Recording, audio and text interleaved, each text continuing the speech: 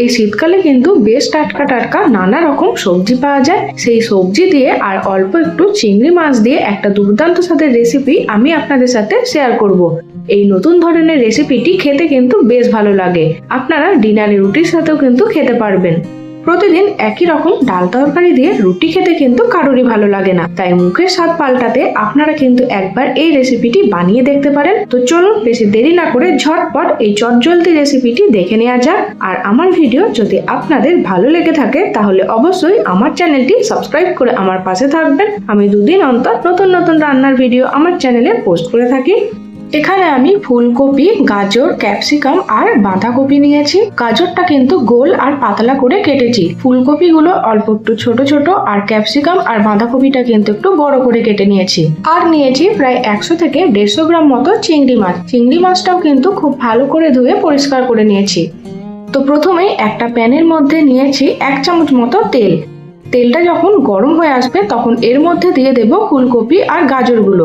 ফুলকপি আর গাজরটা যেহেতু একটু সেদ্ধ হতে আর ভাজতে টাইম লাগে, তাই প্রথমেই আমি ফুলকপি আর গাজরটা অ্যাড করেছি। ফুলকপি আর গাজরটা তেলের মধ্যে 2-4 বার নেড়ে নিয়ে ঢাকা দিয়ে প্রায় 5 থেকে 7 মিনিটের জন্য ভেজে নেব। 5 মিনিট পর ঢাকাটা আমি খুলে দিলাম। দেখুন ফুলকপি আর গাজরটা কিন্তু হালকা করে ভাজা হয়ে গেছে আর অল্প একটু নরমও হয়ে এসেছে। এইবার এর মধ্যে দিয়ে দেব কেটে রাখা পেঁয়াজ আর ক্যাপসিকাম। পেঁয়াজ ও ক্যাপসিকামটাও কিন্তু আমি একটু মোটা মোটা করে কেটে নিয়েছি। পেঁয়াজ ও ক্যাপসিকামটা কিন্তু এই সব সবজির সাথে হালকা করে ভেজে নিতে হবে। এখানে যে সবজিগুলো ভাজতে আর একটু নরম হতে টাইম লাগে সেই সবজিগুলো প্রথমে দিয়ে ভাজতে হবে। গাজর ও ফুলকপিটা ভাজতে টাইম লাগে, তাই আমি প্রথমে কিন্তু গাজর আর ফুলকপিটাই দিয়েছিলাম। এই সবগুলো যখন হালকা করে ভাজা হয়ে যাবে তখন এর মধ্যে দিয়ে দেব স্বাদ মতো নুন আর 1 থেকে 1.5 চামচ মতো গোলমরিচের গুঁড়ো। মশলা বলতে কিন্তু এখানে শুধুমাত্র গোলমরিচের গুঁড়োটাই ব্যবহার হবে। খুবই কম মশলা দিয়ে বানানো এই সবজির রেসিপিটা খেতে কিন্তু দারুণ টেস্টি লাগে। আপনারা অবশ্যই একবার বানিয়ে দেখবেন। নুন ও গোলমরিচটা সবজির সাথে মিশিয়ে আমি 5 মিনিটের জন্য নেড়ে চেড়ে ভেজে নিচ্ছি। 5 মিনিট পর এর মধ্যে দিয়ে দিচ্ছি বাঁধাকপিগুলো। বাঁধাকপির পাতাগুলো কিন্তু একটু মোটা মোটা আর বড় বড় করে কেটে নেবেন। বাঁধাকপি দেওয়ার পর কিন্তু আর ঢাকা দিয়ে রান্না করা যাবে না। এর মধ্যে যেহেতু নুন দেওয়া আছে তাই ঢাকা দিয়ে রান্না করলে কিন্তু বাঁধাকপি থেকে জল ছাড়তে শুরু করে দেবে, তখন কিন্তু সবজিটা খেতে অতটাও ভালো লাগবে না। তাই ঢাকা ছাড়াই বাঁধাকপি দিয়ে আরো 5 মিনিটের জন্য এটা ভেজে নিলেই হয়ে যাবে। দেখুন এখানে সব সবজিগুলো ভাজা কিন্তু হয়ে গেছে। এইবার এই সবজিগুলো একটা আলাদা থালার মধ্যে ঢেলে আমি রেখে দেব। আবারও ওই একই প্যানের মধ্যে নিয়েছি 1 চামচের থেকে কম তেল আর দিলাম সামান্য পরিমাণে বাটার। তেল আর বাটারটা যখন গরম হয়ে আসবে তখন এর মধ্যে দিয়ে দেব 1 চামচ মতো কুটে রাখা আদা রসুন। আপনারা এখানে আদা রসুন কুচি অথবা আদা রসুনের পেস্টও ব্যবহার করতে পারেন। আর এই রান্নাটা চাইলে আপনারা কিন্তু পুরোপুরি বাটার দিয়েও বানিয়ে নিতে পারেন। এই আদা রসুনটা বাটারের সাথে নেড়ে চেড়ে হালকা করে ভেজে নিতে হবে। যাদের শুধু শুধু সবজি খেতে একদমই ভালো লাগে না তারা কিন্তু একবার সবজি দিয়ে এই রেসিপিটা বানিয়ে দেখতে পারেন। একবার বানিয়ে খেলে কিন্তু তখন বারবার এটাই বানিয়ে খেতে মন যাবে। আর প্রতিদিন একই রকম খাবার খেতে কারই ভালো লাগে বলুন তো। হালকা করে যখন আদা রসুনটা ভাজা হয়ে যাবে তখন এর মধ্যে দিয়ে দেব চিংড়ি মাছগুলো। চিংড়ি মাছগুলো কিন্তু এই আদা রসুনটা দিয়ে হালকা করে ভেজে নিতে হবে যতক্ষণ না চিংড়ি মাছের কালারটা চেঞ্জ হয়ে যাচ্ছে। চিংড়ি মাছ ভাজতে কিন্তু খুব বেশি টাইম লাগে না। চিংড়ি মাছটা 2-4 বার নেড়ে নিয়ে এর মধ্যে দিয়ে দিচ্ছি স্বাদ মতো নুন, 1/2 চামচ মতো কাশ্মীরি লঙ্কার গুঁড়ো আর 1 চামচ মতো গোলমরিচের গুঁড়ো। এই নুন, গোলমরিচের গুঁড়ো আর কাশ্মীরি লঙ্কা দিয়ে চিংড়ি মাছটা কিন্তু আবারও 2 থেকে 3 মিনিটের জন্য আমি ভেজে নিচ্ছি। এই সমস্ত রান্নাটা কিন্তু একদম লো টু মিডিয়াম ফ্লেমে হবে।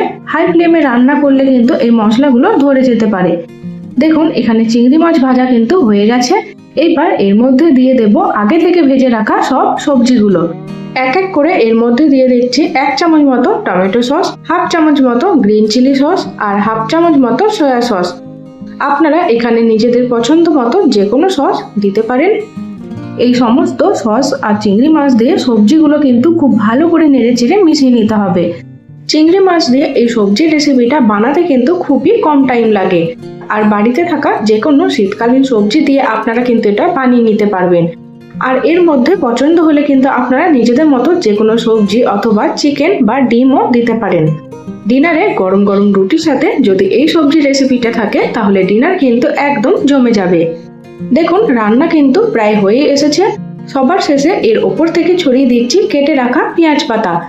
পেঁয়াজ পাতা খুব তাড়াতাড়ি নরম হয়ে যায়, তাই সবার শেষে কিন্তু পেঁয়াজ পাতাগুলো দিতে হবে।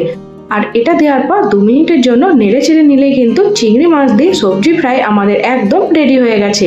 এবার গরম গরম রুটি অথবা পরোটার সাথে কিন্তু আপনারা এটা পরিবেশন করতে পারেন। সবার শেষে এর ওপর থেকে দিলাম অল্প একটু বাটার দিয়ে ঢেকে এটাকে 2 মিনিটের জন্য আমি রেখে দিচ্ছি। অনেক বাচ্চারাই আছে যারা সবজি খেতে একদমই পছন্দ করে না, তাদের জন্য কিন্তু আপনারা এই রেসিপিটি বানিয়ে দিতে পারেন। একবার যদি তারা এর স্বাদ পেয়ে যায় তখন কিন্তু বারবার চেয়ে খাবে। আর বাচ্চাদের জন্য বানালে আপনারা সসের পরিমাণ আর গোলমরিচের পরিমাণটা একটু কম রাখতে পারেন। এবার একটা প্লেটের মধ্যে এই চিংড়ি মাছ দিয়ে সবজি ফ্রাইটা আমি পরিবেশন করে নিচ্ছি। এমন শীতের ঠান্ডায় গরম গরম আর ধোঁয়া ওঠা 1 প্লেট চিংড়ি মাছ দিয়ে এই সবজি ফ্রাই যদি থাকে তাহলে কেমন হয় বলুন তো।